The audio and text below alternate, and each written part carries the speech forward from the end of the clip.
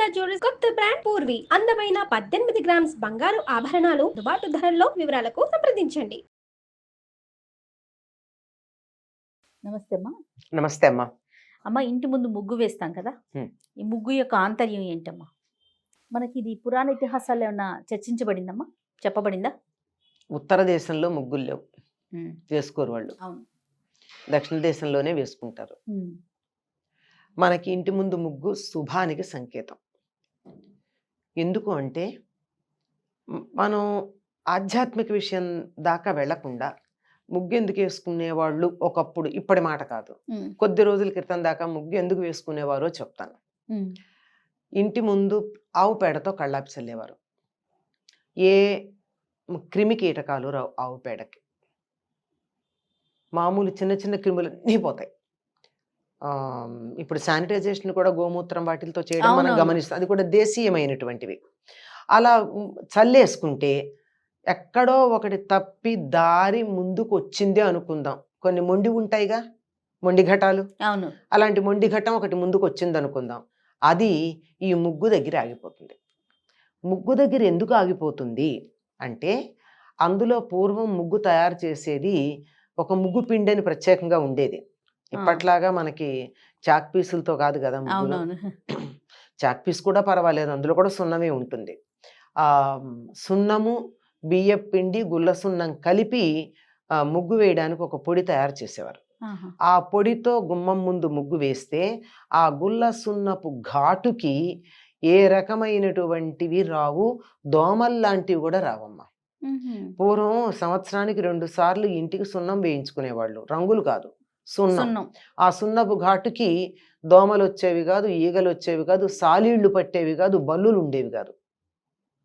ఆ సున్నపు ఘాటుకి అది తాటాకుల పాకవచ్చు, పెంకుటిల్లు కావచ్చు, ఎన్ని రకాలైన క్రిములు రావడానికి అవకాశం ఉంది. మనలాంటి కాంక్రీట్ సీలింగ్ కాకపోతే వచ్చేవి కాదు. సున్నపు ఘాటుకి సాలిడ్ కూడా పట్టేది కాదు. మరి అటువంటి సున్నపు ఘాటు ఏదైతే ఉందో అది బియ్య పిండితో కలిపి గుమ్మంలో వేసినట్టయితే చాలా రకాలైనటువంటి క్రిములు లోపలికి రాకుండా ఆగిపోయేవి.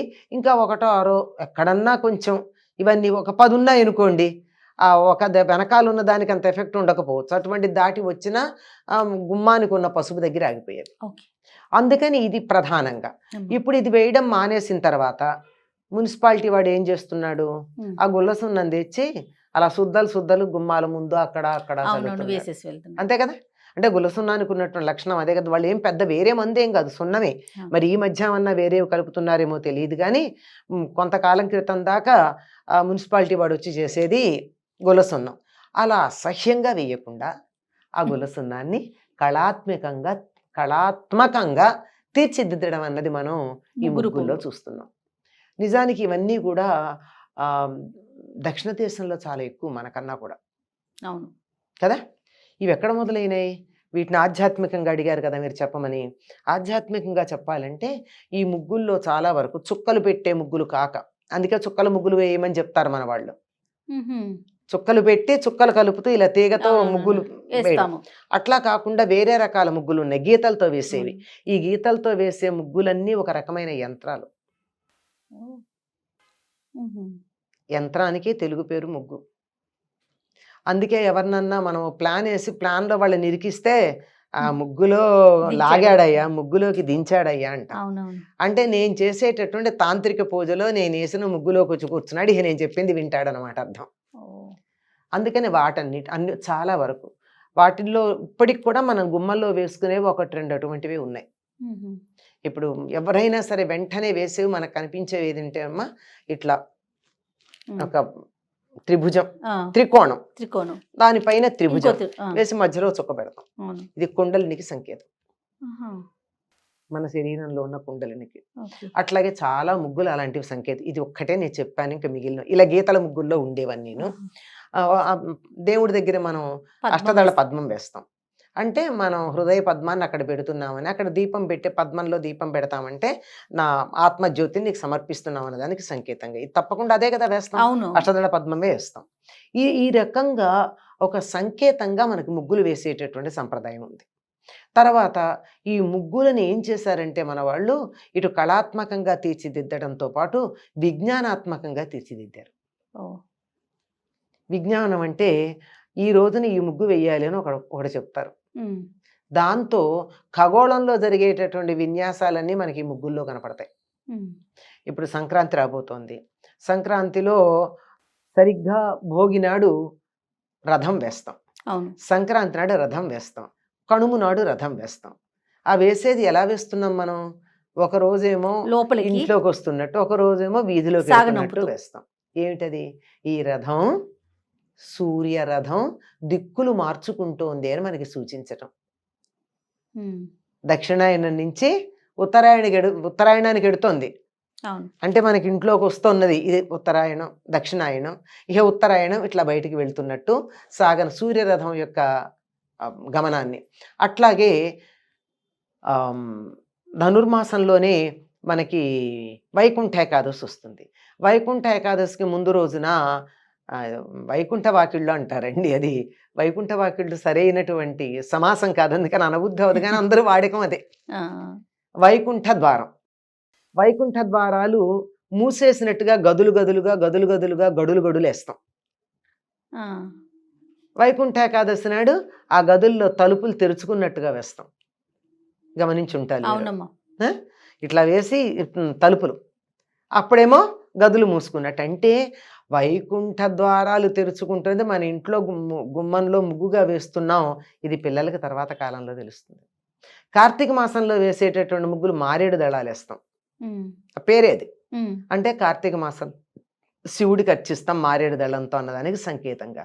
ఇట్లా అనేక రకాలైనటువంటి భావాలని ప్రకటించటానికి ముగ్గు ముగ్గులు.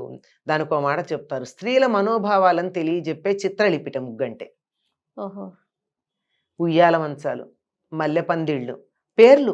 ఆహా, ఎప్పుడైనా విన్నారా మీరు? ఉయ్యాల వినలేదు. మంచం అన్నది వినలేదు చాలా బాగుంటుంది. మల్లె పందిరి ఒకటి. ఈ ఉయ్యాల మంచం కూడా కావాలంటే పెద్దగా ఒకదాంతో ఒకటి కలుపుకుంటూ పెద్దది చేసేసేయచ్చు. ఓకే మీరు వేసేవారమ్మా వేసే చిన్నప్పుడు? చాలా వేసేవాళ్ళం అమ్మ.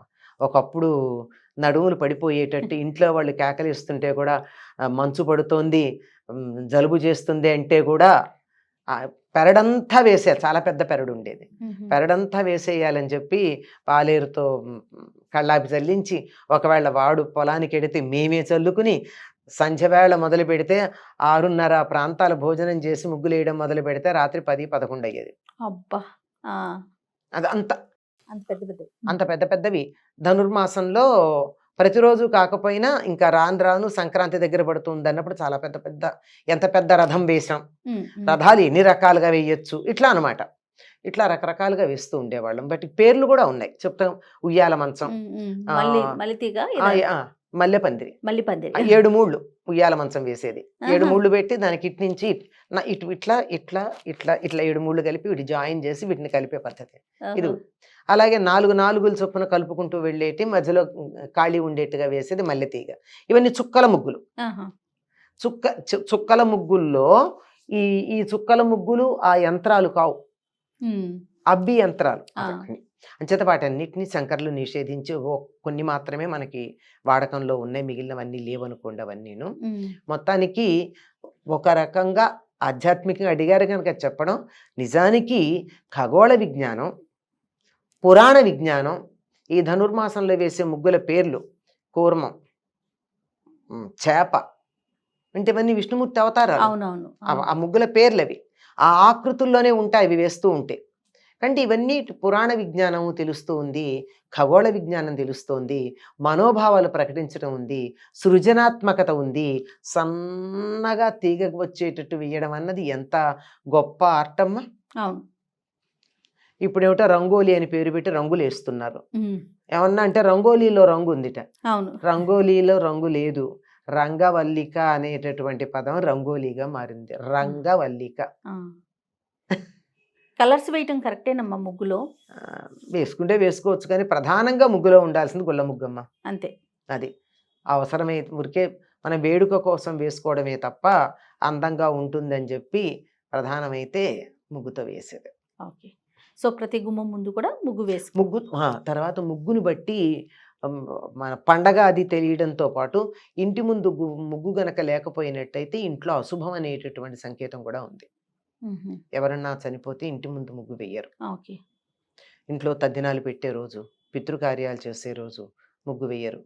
ఆ పని అయ్యాక అప్పుడు వేస్తారు. అంటే దుష్ట శక్తులని గుమ్మంలోంచి లోపలికి రానియ్యదు ముగ్గు. ఆఖరికి పితృదేవతలనే రానియ్యదు. అది ఆ ముగ్గుకున్న లక్షణం అది. తప్పకుండా. నమస్తే. నమస్తే అమ్మ.